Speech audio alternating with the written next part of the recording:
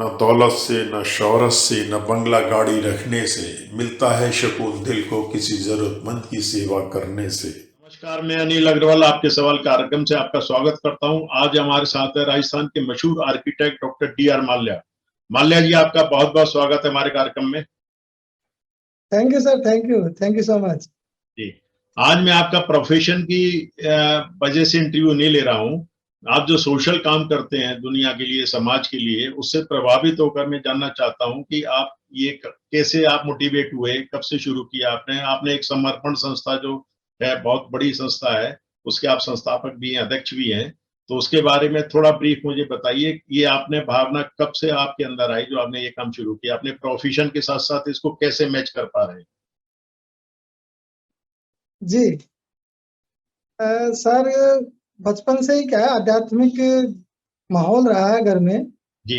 एक छोटे से गांव से निर्धन परिवार में जन्म हुआ है और संत निरंकारी मिशन के साथ परिवार जुड़ा और पापा जी हमारे सत्संग में लेके जाते थे, वहाँ सेवा की बातें होती थी। जी।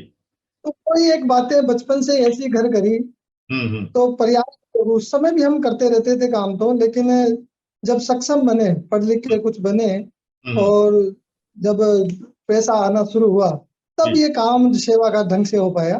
2009 में फिर समर्पण संस्था की स्थापना करी और उसके बाद निरंतर हम मानव सेवा के काम करते जा रहे हैं।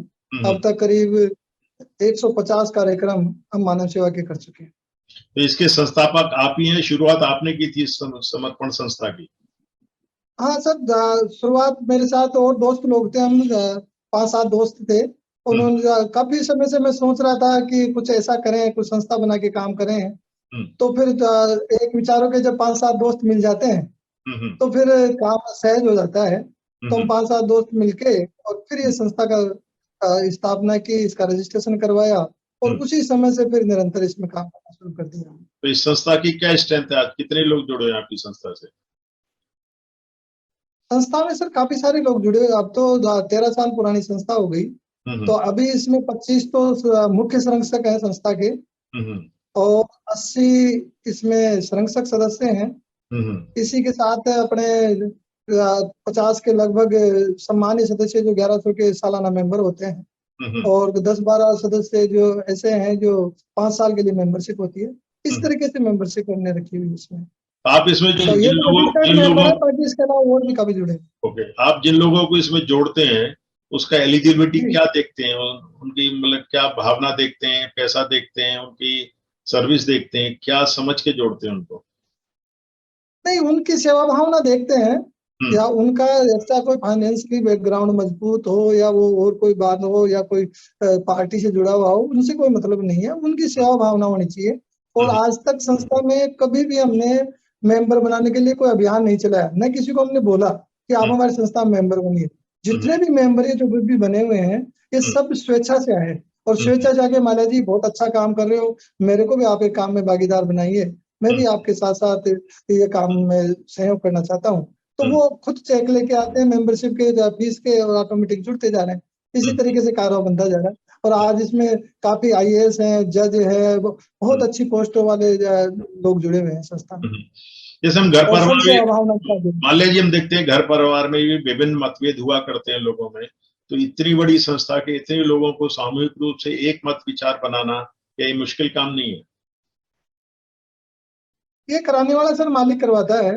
अपन तो पात्र है, सहज भाव से नदी की तरफ बहते जा रहे हैं। कहीं न कहीं देखो क्या है कि इंसान का खुद का तो उसके लिए जरूरी है। जब मदर टेरेसा ने एनजीओ स्टार्ट किया था कोलकाता में, तो वो एक ब्रेड की दुकान पे गई थी। तो ब्रेड की दुकान में हाथ फैला के वो कहती हैं कि please give me some breads for my disable persons. तो वो जो दुकानदार था उसके हथेली में थूक देता है। वो हथेली को थूक को मुट्ठी बंद करती है और दूसरी हथेली फिर सामने कर देती है ब्रेड, तो please give me some bread for this is for me. तो इस तरीके से करके तो वो दुकानदार इतना उसकी विनम्रता से प्रभावित हुआ, वो बहुत बड़ा ट्रस्टी बन गया उस संस्था का। तो ये कहीं न कहीं वो सलीका में आना जरूरी है और वो सलीका मालिक देता है। मैं तो मालिक से प्रार्थना करता हूँ वो सलीका में आ जाए ताकि लोग ऑटोमेटिक जुड़ते हैं, उस सलीके से जुड़ते हैं। तो ये विनम्रता किसी से प्रभावित हैं? आप किसी से प्रभावित होकर आपने ये संस्था खोली है या अपना सेल्फ की सर्विस के लिए खोली है? नहीं, प्रभावित तो क्या है कि जो जितने भी महापुरुष हैं उनकी बायोग्राफीज पढ़ी है मैंने, काफी सारे महापुरुषों की बायोग्राफी पढ़ी है, और कई संस्थाओं से जो समाज के लिए बेहतरीन काम कर रही हैं, तो सब चीजें उनसे प्रेरणा तो खैर उन चीजों से मिलती है। तो वो तो दूसरा आध्यात्मिक माहौल में घर में वो माहौल रहा, सेवा की बातें, सेवा की, दूसरों की मानव सेवा की बातें, दूसरों को प्रोत्साहन देने की बात, तो ये सब चीजें सभी कारण है उसके। बहुत बहुत अच्छा है। आपकी संस्था का क्या प्रमुख एजेंडा क्या है, क्या क्या मकसद है, क्या क्या करने का? संस्था सर, सबसे पहले तो हम जब संस्था बनाए थे ना, तब एजुकेशन पे काम कर रहे थे। तो हम क्या है कि मैं भी उस गरीबी स्थिति से निकल के आया हूँ आगे, जो 10-10 रुपए बहुत दिक्कतों में रहता था। तो मैं उन स्थिति पे आया था, उसी समय से मेरे मन में भाव था कि मैं पढ़ लिख कर कुछ बना, सक्षम बना, तो मैं जरूरतमंद जो विद्यार्थी है उनकी मदद करूंगा पढ़ाई में, ताकि वो पढ़ाई नहीं छोड़े। तो उस भाव को लेकर संस्था बनाई थी। उस सबसे पहले हमने एक समिति बनाई थी बच्चा खोजने की। तो करीब 18 बच्चे हमने खोजे, उनको किताबें, फीस, यूनिफॉर्म, ये सब भेंट की, और वो कारवां धीरे धीरे हर साल बढ़ता गया। आज तो हमारे को छटनी करनी पड़ती है बच्चों की। अभी भी जुलाई में प्रोग्राम किया शिक्षा दान महोत्सव, उसमें 128 बच्चों का किया। अब तक हम 572 बच्चों को किताबें, फीस, यूनिफॉर्म ये सब उपलब्ध करा चुके हैं संस्था के माध्यम से। तो ये मेन एजेंडा तो एजुकेशन था। उसके बाद जैसे जैसे हम काम करते गए और चीजें जुड़ती गई। समर्पण समाज गौरव अवार्ड भी करते हैं हम, पूरे देश से ऐसे लोग चुनते हैं जो उत्कृष्ट समाज में काम करते हैं, उनको सम्मानित भी करते हैं संस्था के माध्यम से। तो वो भी हमारा एक सिलसिला इसमें चल रहा है। और इसके अलावा ब्लड डोनेशन भी हम करते हैं। और अब तक हमारे कभी 1000 यूनिट के लगभग ब्लड डोनेट हो चुका है इसमें संस्था में। तो हर साल मार्च में ब्लड डोनेशन कैंप भी करते हैं। इसके अलावा 15 अगस्त और 26 जनवरी को हम एक विचार गोष्ठी रखते हैं। इस तरह का एक हमारा वस्त्र बैंक है, जो करतारपुरा में मेरे ऑफिस के बेसमेंट के नीचे ही है। उसमें लोग एक्स्ट्रा कपड़े होते हैं वो जमा करा देते हैं, हम उनको जरूरतमंदों में बांटते हैं। तो इस तरीके से ये काफी सारी एक्टिविटीज इसके साथ जुड़ती गई। और अब एक हमारा महत्वाकांक्षी प्रोजेक्ट है समर्पण आश्रय केयर भवन। इसमें हम अनाथ बच्चे और अनाथ बुजुर्गों को साथ में रखेंगे, ये हमारी योजना। जैसे दादा पोता संस्थान होता है ना, इस तरीके से दादा पोता संस्थान बनाना चाहते हैं हम। तो उसमें जो नक्शा उसका डिजाइन हो चुका है, 25 दिसंबर का उसका मुहूर्त करेंगे। तो लोगों के सहयोग से उस काम को हम करने जा रहे हैं, कानोता से सामरिया रोड पे है। तो वो हमारा महत्वाकांक्षी प्रोजेक्ट है, उसके लिए दिन रात प्रयास कर रहे हैं। तो उसमें कितने लोगों को आपने जो अकोमोडेशन देने का सोचा है? अभी तो ऐसा कोई फिक्स नहीं हुआ है, क्योंकि उसका तो उसको गवर्नमेंट के प्रोसीजर के तहत होगा सारा काम। अभी तो हम बिल्डिंग बनाने की तरफ ध्यान दे रहे हैं। एक बार बिल्डिंग तैयार हो जाए, 4 मंजिल की बिल्डिंग है, बेसमेंट है, ग्राउंड है, फर्स्ट है, सेकंड है, उसमें 2-2 डोरमेट्री बनाई हुई है। एक डोरमेट्री में इधर सामने की तरफ जो बुजुर्ग लोग हैं, जो एकाकी जीवन जी रहे हैं या पीड़ित है, उनको रखेंगे। दूसरी तरफ वो बच्चे हैं जिनके माँ बाप नहीं है, अनाथ बच्चे हैं, तो उनको बच्चों का प्यार मिले, उनको माँ बाप का प्यार मिले, इस भाव के साथ हम करना चाह रहे थे उसको। तो उसमें उनकी आवश्यकता की सारी सामग्री उपलब्ध कराएंगे दादा पोता संस्थान में? जी जी। अच्छा, तो उनका कोई काम भी होगा, कुछ काम भी करेंगे उसमें कुछ लोग, या सिर्फ अपना एक रहने का ही जरिया बनेगा वो घर? नहीं, वो वहीं रहेंगे, बच्चों को वहीं पढ़ाएंगे। वो बच्चे जैसे पास में स्कूल में दूसरी जगह चले गए, जैसे अनाथ आश्रम में होता है ना, उसी तरीके से अनाथ आश्रम वृद्धाश्रम दोनों मिक्स हो गए, बस ये समझो आप। बाकी सारा उनकी देखभाल पूरी संस्था करेगी। तो लेकिन वो जो उसमें जो रखेंगे वो सारा गवर्नमेंट का एक सिस्टम होता है, उस सिस्टम के तहत ही बच्चे रखेंगे, उस सिस्टम के तहत ही बुजुर्गों को रखेंगे। ठीक। माले जी, जैसे आज तो समाज में भी आप बहुत सारी संस्थाएं चल रही हैं जो नेम फेम के लिए काम कर रही हैं, फोटो खिंचाया, व्हाट्सएप डाला, वीडियो पे डाला, उसके बाद फिर वो बहुत ज्यादा ध्यान नहीं देते। तो आप अपनी संस्था को थोड़ा सा भिन्न करके प्रेजेंट कर रहे हैं समाज में, देश में, या आप भी उसी धारा में हैं? सर मैं देखो क्या है था, जब विषय आनंद का हो जाता है ना, तो फिर आनंद के लिए काम, मैं अपने लिए या दिखावे के लिए या और किसी के लिए नहीं कर रहा, मैं अपने आनंद के लिए कर रहा हूँ। तो ये आनंद का विषय है। तो मैं दो कहते हैं मले जी थकते नहीं हो क्या, मैं करीब करीब डेली से कुछ ना कुछ कार्यक्रम हो जाते हैं मेरे, लेकिन मुझे आनंद आता है, मुझे अच्छा लगता है। तो वो जब आनंद का विषय बन जाता है तो फिर कोई दिक्कत नहीं आती। आप दिखावा करते हैं, वहां ही परमात्मा तो सब देख रहा है ना, परमात्मा से हम कुछ नहीं छुप सकते भाई। हम वो देख भी रहा है और जो हम सोच रहे हैं उसको भी देख रहा है। तो सोच और कर्म को दोनों को देख रहा है। तो हम धोखा तो अपने आपके साथ करते हैं। यदि मान लो अपन दिखावा करके फोटो खिंचा रहे हैं या इस तरीके से करें तो वो और किसी के साथ धोखा नहीं, वो खुद के साथ अपने आप के साथ धोखा है। आपका आगे तो और क्या मकसद है? कोई ऐसी नई योजना है देश के लिए? बहते जा रहे हैं। नहीं, मेरा सवाल है कि तो कोई नई ऐसी योजनाएं ला रहे हैं जो अभी तक कोई संस्था नहीं कर रही हो? देखो मेन परियोजना तो ये जो अनाथ आश्रम वाली जो हम कर रहे हैं, दादा पोता संस्थान वाली, इसका हम पूरे दिन रात जुटे हुए हैं उसके अंदर। और बाकी तो सहज भाव से अभी एजुकेशन में हमने एक नया इनोवेशन किया, एजुकेशनल एम्बेसडर। हमने क्या किया कि जो आर्थिक संपन्न लोग हैं, एक निर्धन बच्चे की जिम्मेदारी पढ़ाई की वो ले ले, तो वो हमारी संस्था का एजुकेशनल एम्बेसडर होगा। अभी हमने 75 एजुकेशनल एम्बेसडर नियुक्त किए, एक एक बच्चे की जिम्मेदारी एक एक को दे दी। तो ये हमारा एक नया इनोवेशन था काम करने का।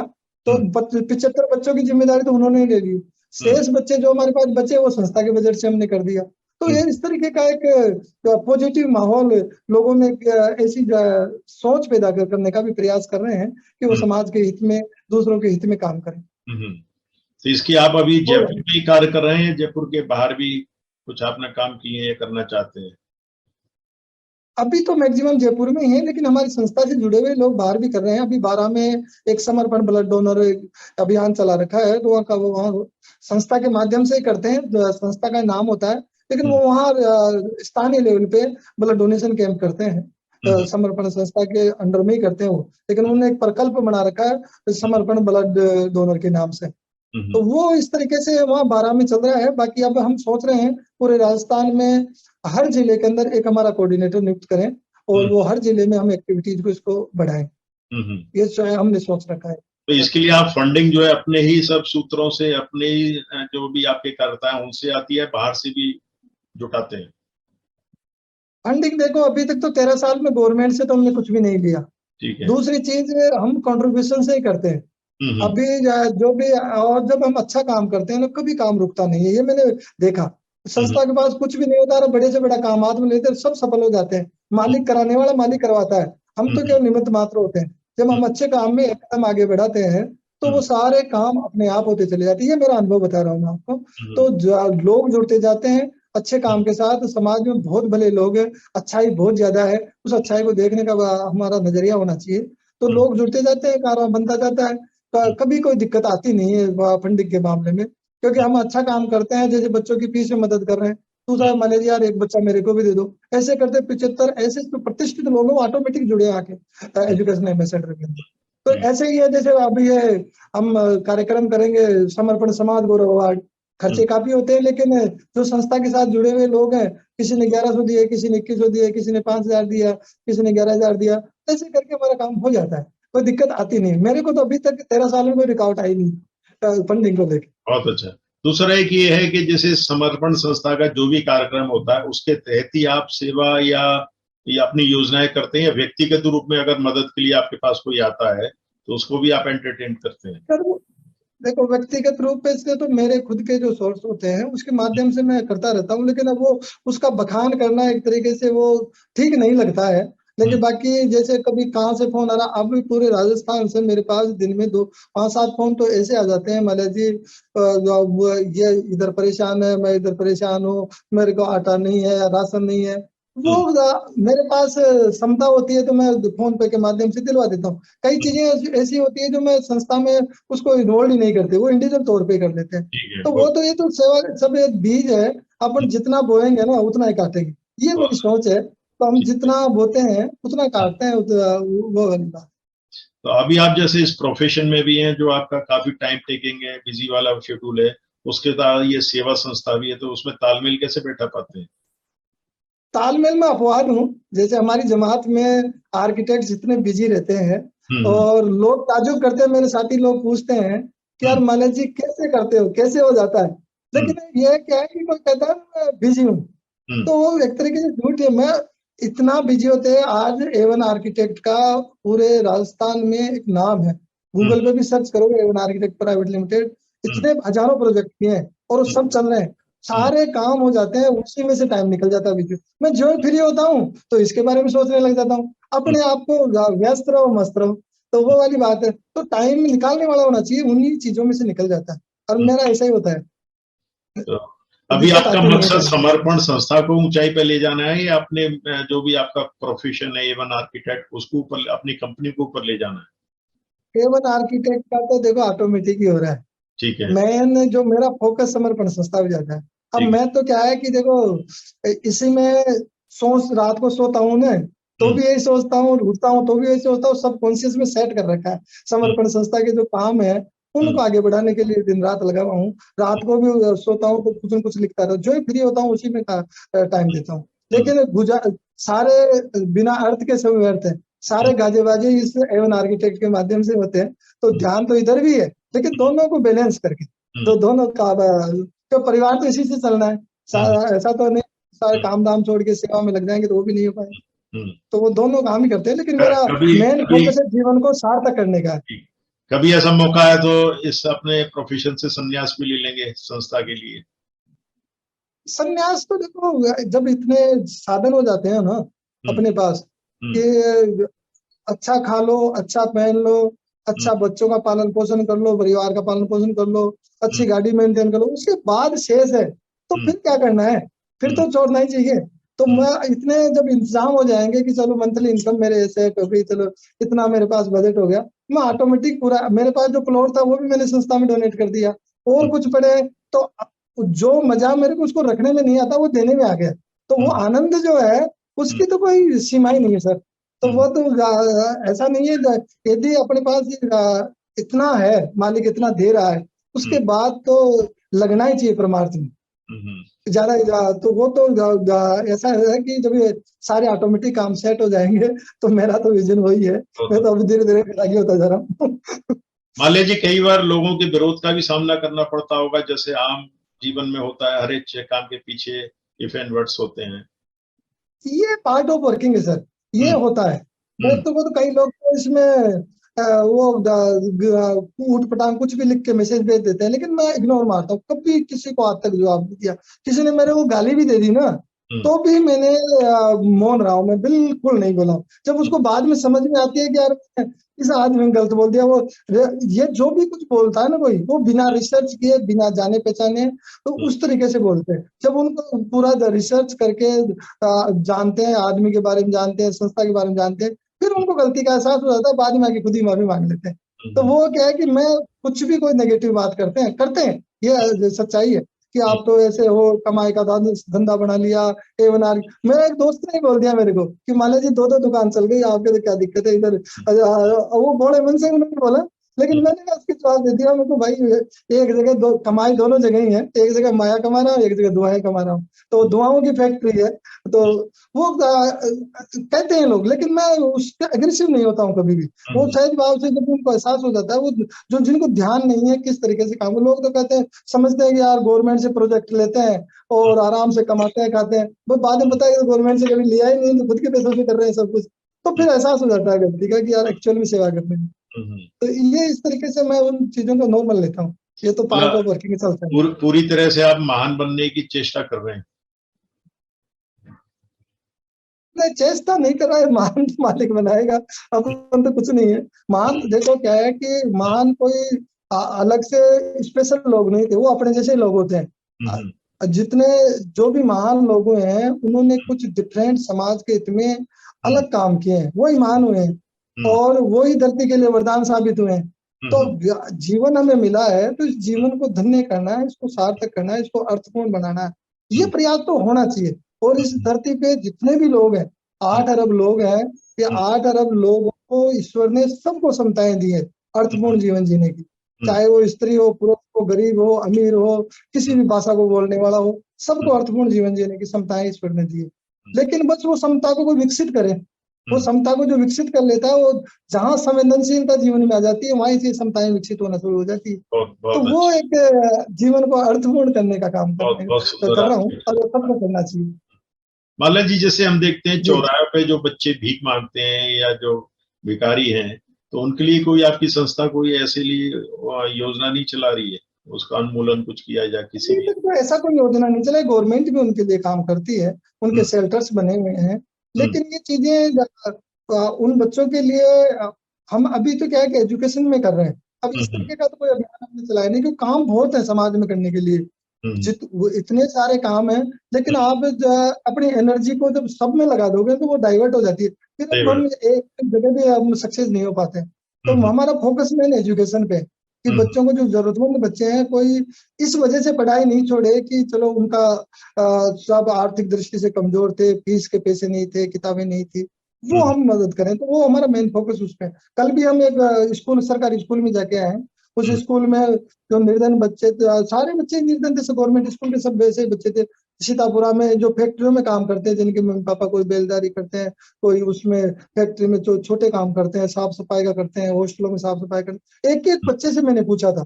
और हम्म, मैंने सबको यही कहा बच्चों से, हमारे हम्म, साथ बारूपाल साहब भी थे और भी टीम गई थी, तो हम्म, उनको टूथपेस्ट तो हम एटॉमिक कंपनी की तरफ से बांट के आए हैं, हम्म, लेकिन एक एक बच्चे को, और वहाँ के प्रिंसिपल को हमने कहा कि सर, इन बच्चों का आप यहाँ से 8वीं क्लास के बाद जाए तो ये भी ध्यान रखना कि पढ़ाई नहीं छोड़ दें, क्योंकि ये छोड़ कर इधर उधर कामों में लग जाएंगे। एक एक हम्म, बच्चे से कौन क्या बनेगा, वो पढ़ाई नहीं छोड़े, हम मदद करेंगे, हमारे नंबर रखो, किसी भी तरीके की दिक्कत आए तो हमें बताओ। तो इस हम्म, तरीके का प्रयास करते हैं जहाँ जहाँ मिलते हैं। बहुत अच्छा। बाकी तो काम बहुत लंबा है, और हम्म, लंबे काम में जितने लोग जुड़ते जाए हम्म। उतना ही समाज में अच्छाई फैलती जाएगी। अच्छा, आप अपनी उपलब्धियों के लिए, संस्था की उपलब्धियों के लिए कोई ऐसी चीज प्रकाशित करते हैं, कोई मैगजीन या कोई लिटरेचर जो समाज को पता लगे आप क्या कर रहे हैं? हम तो हर 3-4 साल में एक स्मारिका निकालते हैं। हम्म, अभी भी हमने एक 13 साल पूरे हो गए संस्था को, तो हम्म, एक लोकोपकार करके हमने फिलंथ्रेपी करके एक हम्म, स्मारिका हमने निकाली है। हम्म, और उस स्मारिका में अब तक जितने भी हमने काम किए हैं, हम्म, सारे कामों का सचित्र विवरण दिया है। हम्म, संस्था में कौन कौन लोग जुड़े हुए हैं, उन लोगों की फोटो सहित डिटेल है, किन हम्म, लोगों का हम सम्मान कर चुके हैं उनका है, हम्म, समर्पण वस्त्र बैंक की पूरी डिटेल है। तो वो हम्म, सारी, कोई पूछता है संस्था क्या करती है तो मैगजीन देते हैं, हम्म। उसमें पूरी पढ़ लेते हैं तो वो क्लियर हो जाता है उनको, भाई ये संस्था है, ये काम कर रही है। ठीक है। सरकार से आप क्या अपेक्षा रखते हैं अपनी संस्था को किसी तरह से मदद की? सरकार से तो मदद की कोई ऐसी अपेक्षा नहीं है, क्योंकि सरकार, देखो क्या है, सरकार की अपनी जिम्मेदारी है, लेकिन हम्म, हमारे अपने कर्तव्य है। तो हम्म, सरकार अपनी जिम्मेदारी बखूबी निभा रही है, निभाती भी है, लेकिन हम्म, हमें अपना कर्तव्य निभाना है। हम्म, हमारे अपने कर्तव्य है, तो हम तो अपना कर्तव्य निभा रहे हैं, सरकार से अपेक्षाएं तो नहीं है। बाकी सरकार कोई मदद करती है कामों में तो और अच्छा हो जाता है, और जो स्वयं सुहागा हो जाता है। लेकिन हम तो जो संस्था में कर रहे हैं ये हमारा कर्तव्य है, हम्म, समाज के प्रति हमारा कर्तव्य उसको कर रहे हैं हम। हम्म। तो वो हमें नहीं। आपको ऐसा लगता है आपसे लोग प्रभावित होकर इस तरह के कामों में और जुड़ रहे हैं? खूब जुड़ रहे हैं सर। दरअसल क्या है, जब से मैंने संस्था बनाई ना, ये हम्म, बताऊं आपको, करीब 20 एनजीओ खुल चुके हैं। सब पूछते हैं मेरे से आके, माला जी हम भी ऐसा करना चाहते हैं। मैं हम्म, कहता हूँ भाई आओ, बताता हूँ मैं, इस तरीके से संस्था बनेगी, इस तरीके से रजिस्ट्रेशन होगा, और आपको समाज में जितनी अच्छाई के काम हो बहुत अच्छी बात है, मैं तो बड़ा खुश होता हूँ। तो हम्म, कई कोई 20 एनजीओ खुल गए, और जो मेरे से पूछ पूछे गए उन्होंने एनजीओ खोले। लेकिन जितना ज्यादा इसमें कोई कंपटीशन वाला मामला नहीं, सेवा में तो कंपटीशन हो तो बहुत अच्छी बात है। तो हम्म। वो जितना ज्यादा समाज में अच्छाई फैले, यही अपनी सोच रहती है। अभी तो इसमें जो लोग, कभी कभी मन में अहंकार नहीं आता? नहीं, अहंकार, देखो अहंकार गिरावट का कारण है। यदि हम्म, आपके मन में यह आ गया कि मैं कर रहा हूँ, जिस रोज ये मन में सोच लिया कि हम्म, मैं कर रहा हूँ, मेरे को मान रहे हैं, मेरी पूजा हो रही है, मेरा मालाएं पहना रहे हैं, मेरा सम्मान हो रहा है, हम्म, वहीं से डाउन होना शुरू हो जाता है। आदमी वो आगे नहीं बढ़ सकता। ये हम्म, तो मालिक करवा रहा है। ये हम्म, जब ये सोच आए कि मेरे अंदर जो भी ताकत दे रहा है, आज स्वास्थ्य अच्छा है तो हम्म, कुछ कर पा रहा हूँ, लोग कहते हैं माले जी यार आप कर लेते हो, हम 10 साल से प्रयास कर रहा हूँ, कुछ कर ही नहीं पाता हूँ। तो हम्म, ये ताकत देने वाला तो मालिक है। आपका स्वास्थ्य अच्छा नहीं है तो आप कुछ नहीं, तो आप कुछ कर ही नहीं सकते। तो हम्म, तन से स्वास्थ्य देने वाला भी ईश्वर है, मन की निर्मलता देने वाला भी मालिक है, और धन भी मालिक ही देता है। मेहनत तो पूरी दुनिया ही करती है, मेहनत में कोई कमी नहीं छोड़ता, लेकिन जो धन आता है ना वो भी ईश्वर की कृपा से आता है।